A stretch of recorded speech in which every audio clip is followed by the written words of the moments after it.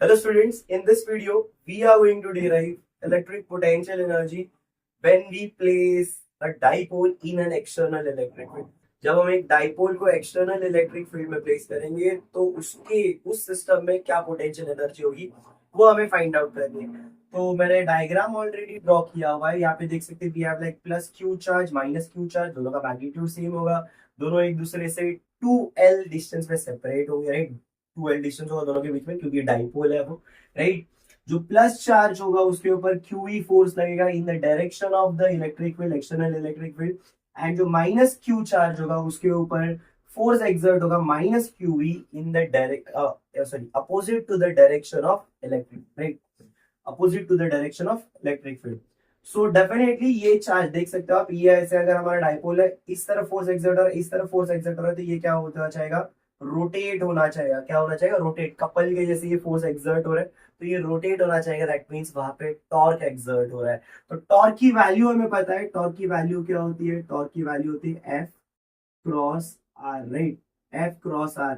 यहाँ पे F तो ठीक है, जो R होगा, राइट, R। अब ये दो हमारी ये कपल है, राइट, तो कपल है तो कपल के बीच में जो डिस्टेंस होगा हमारा, right, that distance will be equal to 2L। F की वैल्यू क्या है, तो अगर मैं मैग्नीट्यूड लेता हूँ, राइट, दोनों तरफ मैग्नीट्यूड अगर हम लेते हैं, ये हमारा लाइन ऑफ एक्शन है, ये इसका लाइन ऑफ एक्शन है, इस दो लाइन ऑफ एक्शन में डिस्टेंस 2L है। एंड जो F है, तो अगर मैं F की वैल्यू लूँ तो मैग्नीट्यूड वाइज अगर F देखेंगे तो वो होता है QE 2L, right, QE 2L। And we know that since तो जो हमारा ये है, राइट, P जो होता है वो क्या होता है, Q into 2L, right. So we can write torque is equal to P cross E, right, क्योंकि ये जो Q इंटू 2L होता है हमारा डाइपोल मूवमेंट, क्या होता है, डाइपोल मूवमेंट। तो P टॉर्क की वैल्यू जाएगी P क्रॉस E एंड इसका मैग्नीट्यूड हो जाएगा PE sine theta, PE sine theta, right. तो ये टॉर्क एक्सर्ट होगा डेफिनेटली, इसी टॉर्क की वजह से उस सिस्टम में क्या होगी, पोटेंशियल एनर्जी होगी। बट हमें फाइंड आउट करनी है पोटेंशियल एनर्जी क्या है, तो हम क्या करेंगे, ये जो टॉर्क है, राइट, उसको बैलेंस करने के लिए एक एक्सटर्नल टॉर्क एक्सर्ट करेंगे। क्या करेंगे, एक्सटर्नल टॉर्क एक्सर्ट करेंगे एंड उस एक्सटर्नल टॉर्क की वजह से एक छोटा सा displacement, right, angular displacement D theta.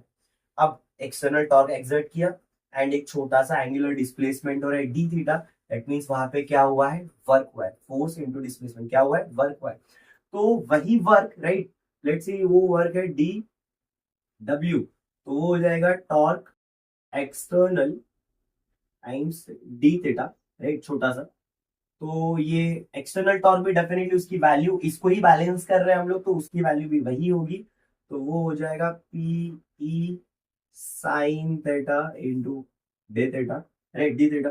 अब मुझे अगर W फाइंड आउट करना है तो उसके लिए मुझे क्या करना पड़ेगा, इंटीग्रेशन करना पड़ेगा। तो यहाँ पे भी इंटीग्रेशन हो जाएगा, यहाँ पे इंटीग्रेशन होगा theta naught initial angle to final angle theta, तो ये हो जाएगा PE sine theta d theta, right. So P जो है वो तो बाहर आ जाएगा हमारा as a constant, theta naught से लेके theta sine theta d theta. Sine का जो इंटीग्रेशन होता है बच्चा लोग, हमें पता है साइन का इंटीग्रेशन होता है माइनस कॉस, तो यहाँ पे पीई माइनस कॉस थीटा और ये हमारे लिमिट्स होंगे थीटा नॉट से लेके। अब लिमिट्स अप्लाई करेंगे तो W की वैल्यू क्या हो जाएगी, PE minus cos theta upper limit minus of minus lower limit cos theta not, ये हमारा ब्रैकेट का। अब ये माइनस माइनस प्लस हो जाएगा तो इसको थोड़ा सा रीअरेंज करके हम लिख सकते हैं, तो W की वैल्यू, दैट इज वर्क की वैल्यू हो जाएगी P cos theta naught minus cos theta. Okay, so this is the required expression and this W will be equal to nothing but your potential energy. तो आप लिख सकते हो U is equal to W is equal to PE cos theta naught minus cos theta. This is the required expression. This is the required expression for potential energy when we place dipole in an external electric field. अब we have few cases, right? हमें हमारे पास कुछ cases है इसके लिए. Suppose like initially जो हमारा dipole है that dipole is perpendicular to the electric field initially अगर वो परपेंडिकुलर है, राइट, तो केस 1 में हम लोग ले सकते हैं थीटा नॉट जो है वो हमारा π/2 है। इनिशियली इट इज परपेंडिकुलर, मतलब लाइक एक्सटर्नल इलेक्ट्रिक फील्ड है उसे एकदम ऐसे परपेंडिकुलर है हमारा डाइपोल, राइट ना, तो π/2। तो इस केस में क्या हो जाएगा, हमारी जो u की वैल्यू है वो हो जाएगी p ये cos π/2 minus cos theta. π/2 cos 90 क्या होता है भाई, चलो cos 90 हो जाता है हमारा 0, है ना, cos 90 0, तो ये क्या हो जाएगा हमारा p माइनस cos थीटा। ये हो जाएगी हमारी u की वैल्यू, क्या हो जाएगी p minus cos theta. Okay, तो ये हो गई हमारी इसकी value sorry p minus cos theta. तो इसको मैं डॉट प्रोडक्ट में भी लिख सकता हूँ, u will be equal to p हमारा वेक्टर है एंड ये, ओके, तो ये हो गया हमारा एंड यहाँ पे आएगा नेगेटिव से, यहाँ पे क्या आएगा नेगेटिव से। अब केस 2 हम लोग लिख सकते हैं, केस 2 में क्या हो जाएगा, if theta not is equal to 0, है ना, 0 है मतलब इनिशियली हमारा जो डाइपोल है वो इसी के डायरेक्शन में, इलेक्ट्रिक फील्ड के डायरेक्शन में है, इलेक्ट्रिक फील्ड के डायरेक्शन में होगा तो u की वैल्यू हो जाएगी p cos ऑफ 0 डिग्री, है ना, माइनस cos थीटा।